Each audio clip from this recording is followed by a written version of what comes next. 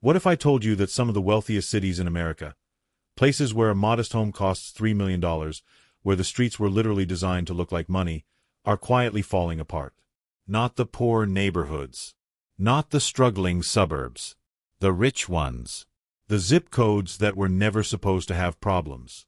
The places that everyone else was trying to get into. That is what this video is about. And by the time we get to number 1, you are going to understand that wealth does not protect a city. Sometimes, it just makes the problems more expensive. A quick note before we start.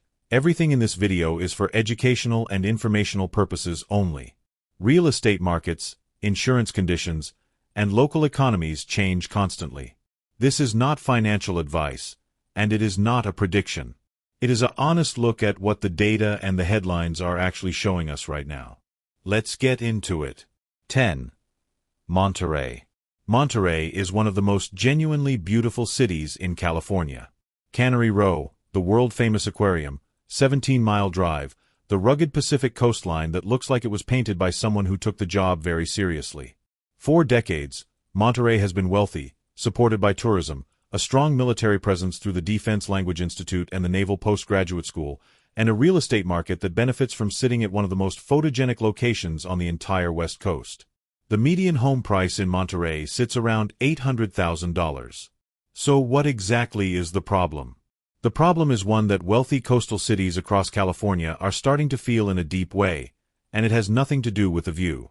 The workers who make Monterey's tourism economy function, the hotel staff, the restaurant servers, the aquarium employees, the people who actually keep the postcard version of the city operational every single day, cannot afford to live anywhere near the city they work in.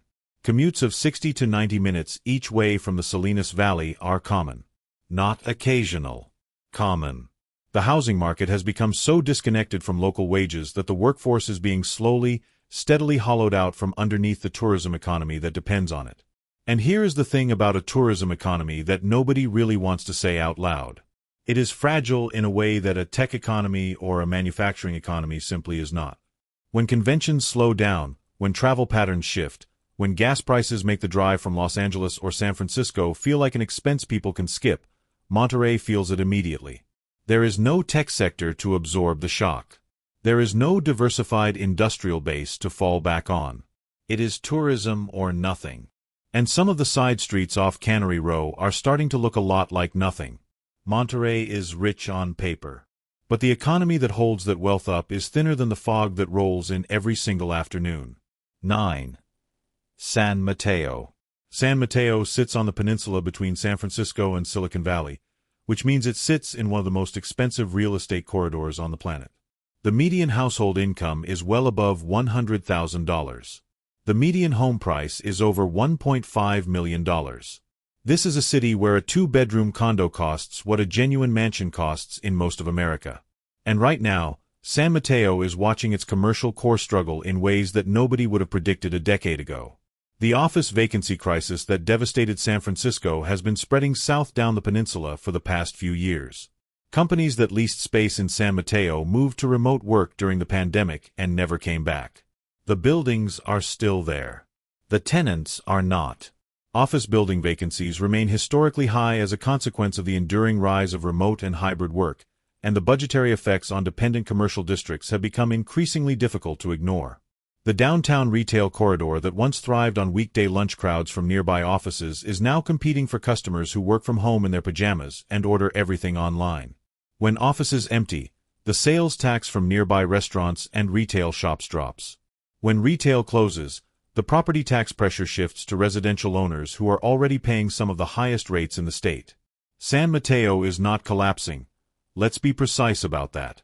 But it is adjusting to a reality where the enormous wealth of its residents has not translated into the health of its local economy. People live here. They just don't spend here anymore. And that gap between residential wealth and commercial decline is the quiet crisis that nobody on the peninsula really wants to talk about. 8. West Hollywood. West Hollywood is one of the most famous small cities in America. 1.9 square miles. The Sunset Strip. The Pacific Design Center. Some of the most iconic restaurants and clubs in the country packed into the heart of Los Angeles. The median home value is over $1 million. The The rents are among the highest in LA County. This was a city built on being the place to be. And fewer people want to be there than before. The pandemic hit West Hollywood's nightlife and entertainment economy like a wrecking ball in slow motion. Clubs closed. Restaurants shuttered. The foot traffic on Santa Monica Boulevard that made the city feel electric, that alive, buzzing, this is where things happen energy, disappeared almost overnight. Some of it has come back. But not all of it. And the businesses that closed did not all reopen. The retail vacancies along the commercial corridors are visible to anyone who walks them. Storefronts that used to house boutiques and design showrooms now sit empty with "for lease" signs that have been up long enough to fade in the California sun. West Hollywood's economy is built almost entirely on hospitality, entertainment, and retail. There is no manufacturing base. No tech corridor.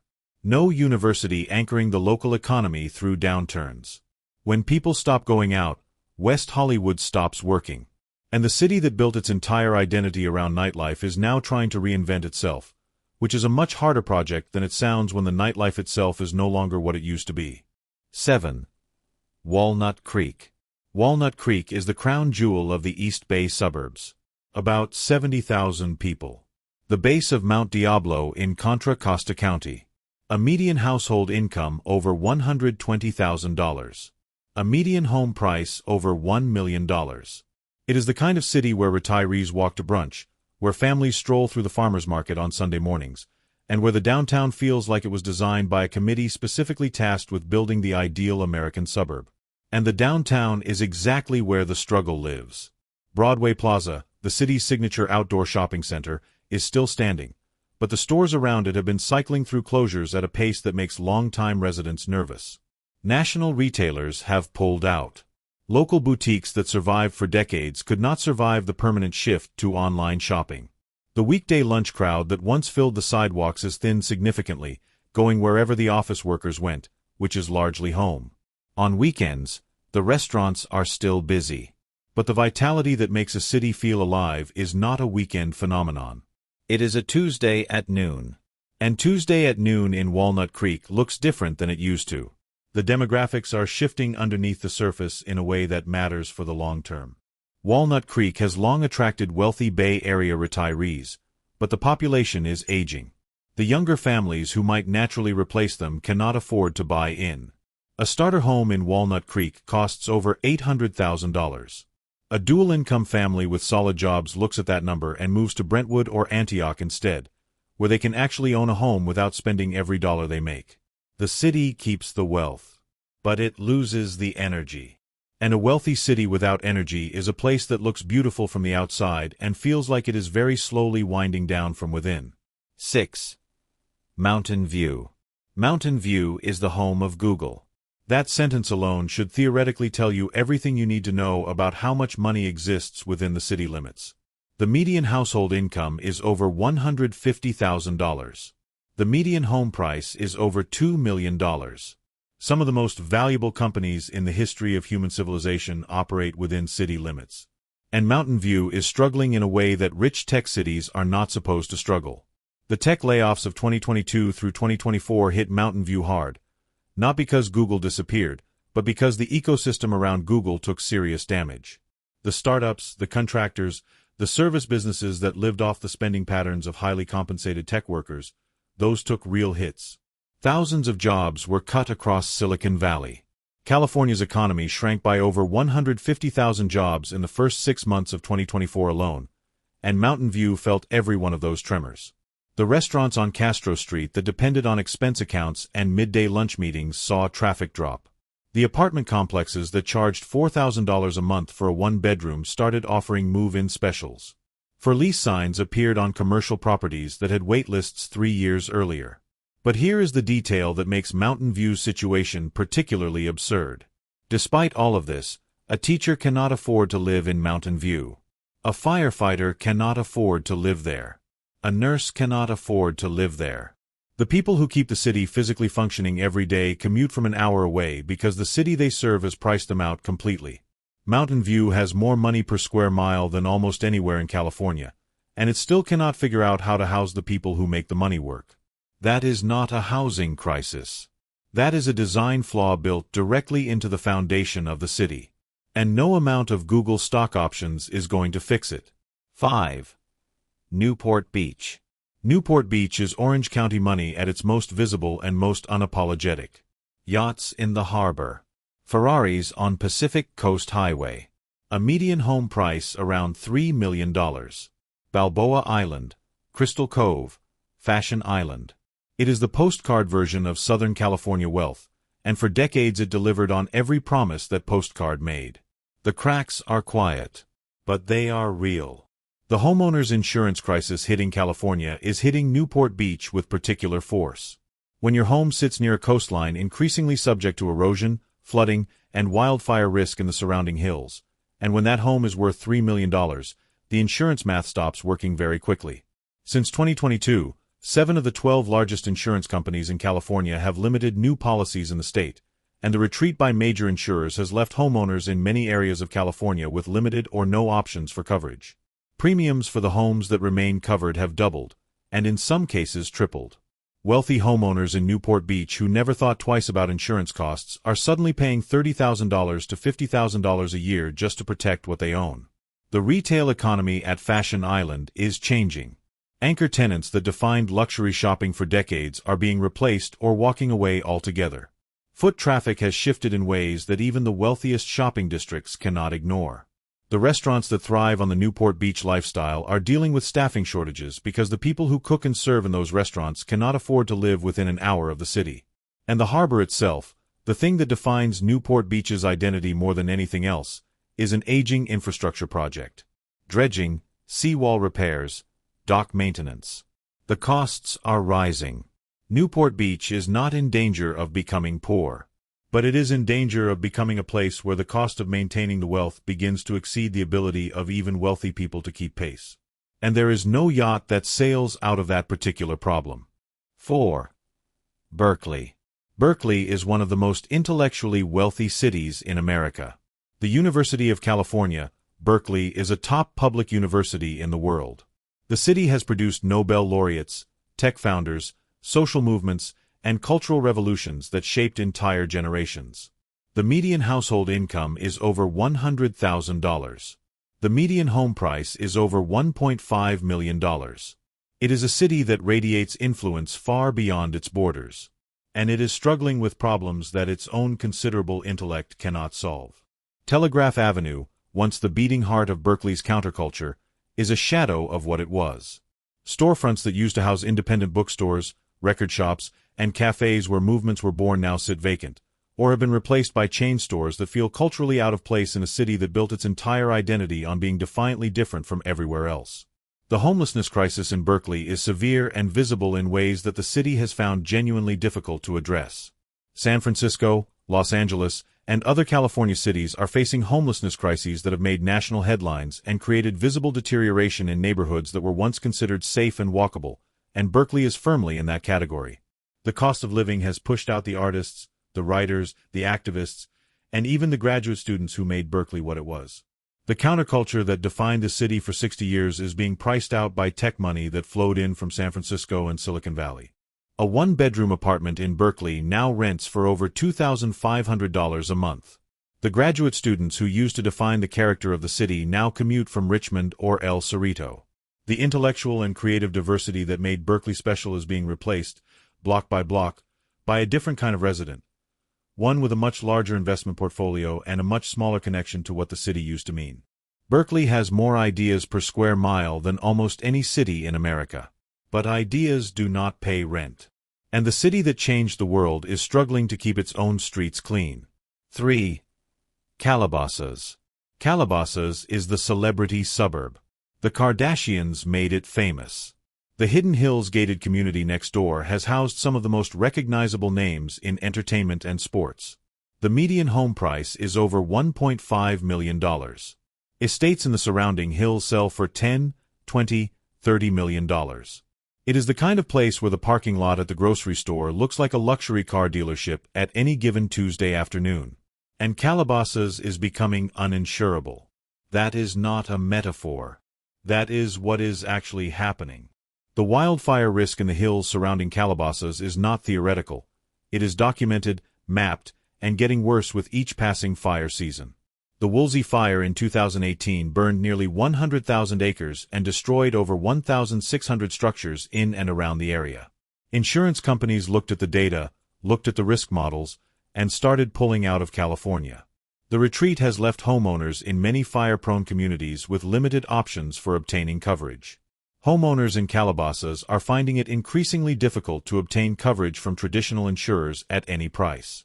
Many have been forced onto the California Fair Plan, the state's insurer of last resort, which provides basic coverage at steep premiums with significant coverage limitations that wealthy homeowners are now discovering the hard way.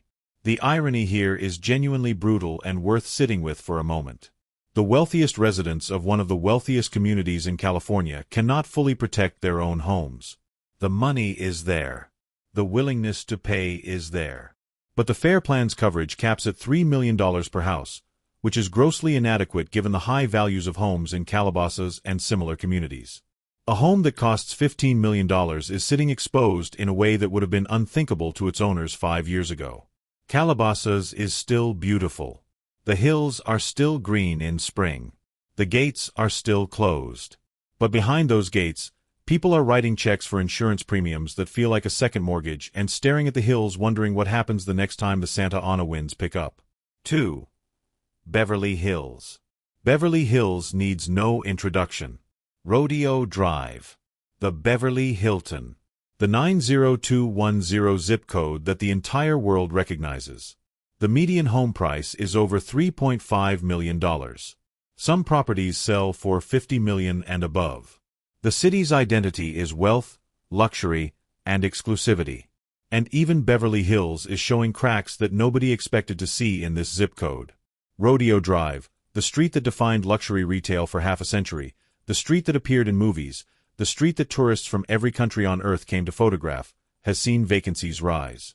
Storefronts that once had decade-long leases with the biggest fashion houses in the world are sitting empty. In a 5-month span from December 2024 to April 2025, Los Angeles experienced a credit rating downgrade, and the fiscal pressure has rippled through the surrounding communities, including Beverly Hills, which declared a fiscal emergency in 2024 due to projected budget deficits. Read that again. Beverly Hills. Fiscal emergency. Those two things were never supposed to appear in the same sentence in recorded human history. The city's revenue depends heavily on sales tax from luxury retail and hotel occupancy tax from its iconic hotels. When retail softens and international tourism shifts, and Chinese tourism, which was a massive driver of luxury spending, has meaningfully changed in pattern, the budget math stops working even in a city where the average home costs more than most people will earn in a decade. The smash-and-grab robberies that made national news damaged something more important than the merchandise that was taken. They damaged the perception of safety that Beverly Hills had cultivated and sold as part of its brand for a century. And in a city that is fundamentally selling an image, perception is the product. Beverly Hills is not going broke. The wealth is still extraordinary. But the business model that built the city's budget, luxury retail plus international tourism plus the image of untouchable prestige, is under pressure from every direction simultaneously. And the city that built its brand on being immune to problems is discovering that no zip code is immune to change. 1. Malibu. Number 1 on this list is the city that represents California wealth more powerfully than anywhere else on Earth. 27 miles of Pacific coastline. Some of the most expensive homes in the country. A median home price above $3 million, with oceanfront properties selling for $20, $30, $50 million and above. Movie stars. Music legends. Tech billionaires. Malibu is where California money goes to live on the beach, watch the sun go down over the Pacific, and pretend the rest of the world does not exist. And then the fires came. The Woolsey Fire in 2018 destroyed nearly 500 structures in Malibu.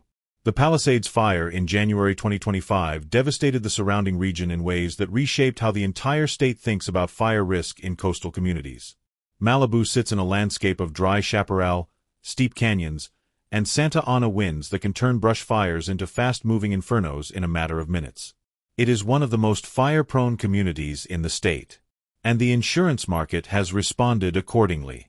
Major insurance companies have stopped writing new policies in high fire risk areas across California, and the California Fair Plan, designed as a last resort option, is now overwhelmed and faces its own financial crisis after the Los Angeles wildfires generated approximately $4.1 billion in fair plan losses alone.